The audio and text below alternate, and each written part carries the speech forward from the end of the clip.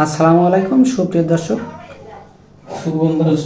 জীবন গল্পে আপনাদেরকে স্বাগতম। ক্যামেরার সামনে দাঁড়িয়ে আছে এই মুহূর্তে ছোট্ট একটি বোন। আমরা শুনবো তারই জীবনের কাহিনী।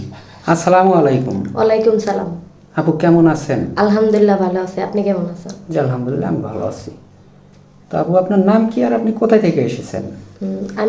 আমার নাম হচ্ছে নিশি, আর আমি আসছি কলমাকান্দা থেকে। কলমাকান্দা থেকে, অর্থাৎ নেত্রকোনা। নেত্রকোনার এদিকেই পড়ছে। ও আচ্ছা। তো আপনার মূলত আমাদের এখানে কেন আসছেন? আমার আসার উদ্দেশ্য হচ্ছে আমি একজন ভালো মনের মানুষ করছি, এই জন্য আসার উদ্দেশ্য।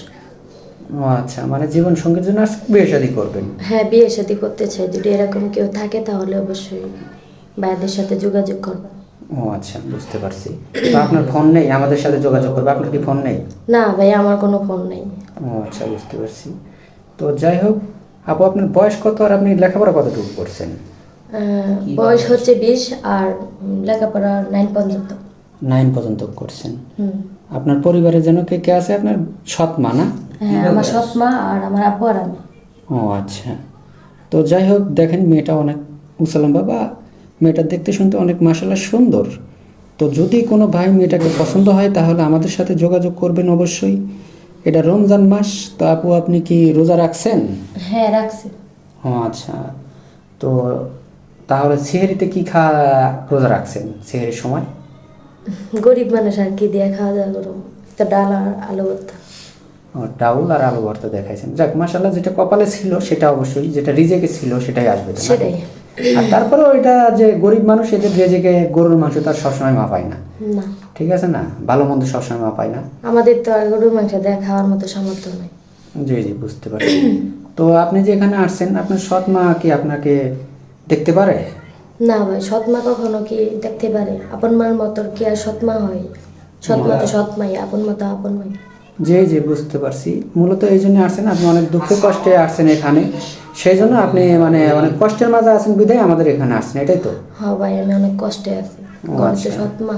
জি জি, বুঝতে পারছি। তো যাই হোক, এখন যদি আপনার বয়সটা তো 20 বছর, যদি আপনাকে কোনো প্রবাসী ভাই বা দেশের ভাই বয়স বেশি হয়ে গেছে, ধরেন 40+ হয়ে গেছে, যদি আপনার দায়িত্ব নিতে চায় তাহলে কি আপনি তাকে বিয়ে শাদী করবেন, তাকে গ্রহণ করবেন? হ্যাঁ, অবশ্যই করব। মন মানসিকটা যদি ভালো থাকে, সে যদি আমাকে বোঝে তাহলে তো অবশ্যই করব।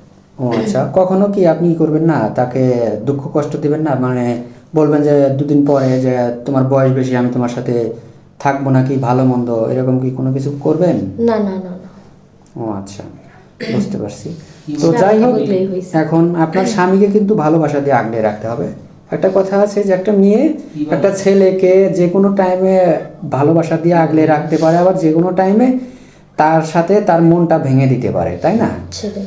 তো অবশ্যই চেষ্টা করবেন এই রমজান মাস, যদি আপনি কারোর সাথে কখনো প্রতারণা করেন আমাদের চ্যানেলের মানহানি হয়, ঠিক আছে? তো যদি এরকম কখনো কোনো কিছু করেন, আইনগত যে ব্যবস্থা আছে সেটা কিন্তু আপনার প্রতি গ্রহণ করা হবে অবশ্যই, এটা কিন্তু জানেন নাকি? হ্যাঁ, অবশ্যই জানি। তো এটাই বলবো যে কখনো যেন কোনো ভাই আমাদেরকে বিচার না দেয় বা আমাদের কাছে কোনো কমপ্লেন না আসে।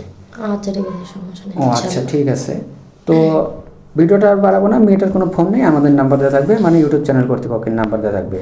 ইমো হোয়াটসঅ্যাপ আছে, স্ক্রিনশট মেরে সাথে ছোট্ট করে একটি ভয়েস করে দিবেন, আমাদের প্রতিনিধিরা আপনাদের সাথে যোগাযোগ করে দিবে। ভালো থাকবে।